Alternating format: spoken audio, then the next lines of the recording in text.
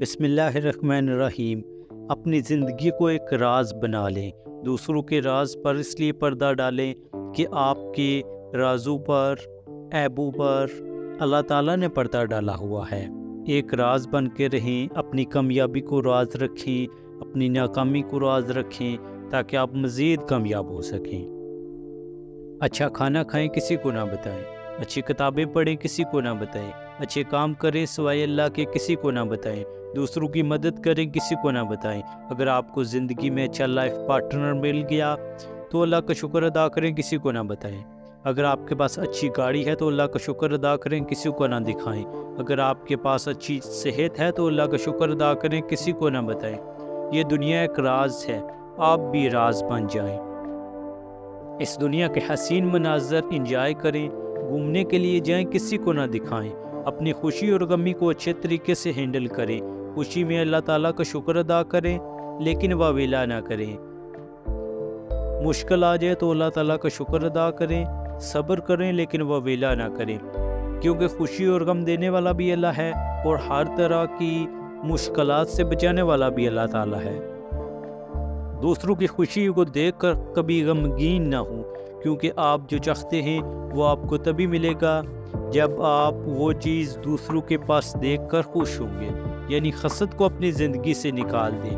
اللہ ہی مشکل کو آسان کرتا ہے، اس لیے مشکل میں دوسروں پر امیدیں رکھنا چھوڑ دیں۔ یہ دنیا مکافات عمل ہے، جیسا کرو گے ویسا بھرو گے، ویسے ہی بھگتنا پڑتا ہے۔ کسی کو پتھر مار کر اگر آپ خوش ہو جاتے ہیں تو رکیں اور جان لیں کہ آپ کے اندر سے انسانیت کا درد ختم ہو چکا ہے۔ دوسرے اگر آپ کے ساتھ برا کریں، برے رویے سے پیش آئیں، تو ان کے ساتھ غلط کرنے کا کوئی فائدہ نہیں ہوگا، بلکہ وہاں پر یہ سوچیں گے آپ نے کس کو نقصان پہنچایا جو بدلے میں کوئی آپ کے ساتھ برا رویہ اختیار کر رہا ہے، کیونکہ عدلے کا بدلہ ہے، جو بوتے ہیں وہی کاٹنا پڑتا ہے۔ گندم کاشت کر کے مکئی کی توقع رکھنا بیوقوفی نہیں بلکہ سوچ کا قحط ہے۔ ہم یہ چیز تو سمجھتے ہیں لیکن صرف کھیتی باڑی کی حد تک۔ حقیقت یہ ہے کہ یہ چیز پوری زندگی کا احاطہ کرتی ہے۔ نفرت کے بیج بو کر ہم محبت کیسے حاصل کر پائیں گے؟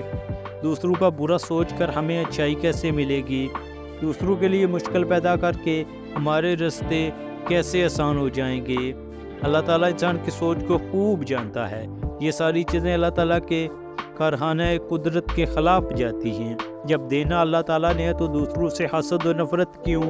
جب آسانی اللہ نے کرنی ہے تو ہم دوسروں کے لیے مشکل پیدا کریں کیوں؟ مشکلات اگر اللہ تعالیٰ نے حل کرنی ہے تو دوسروں پر بھروسہ کیوں؟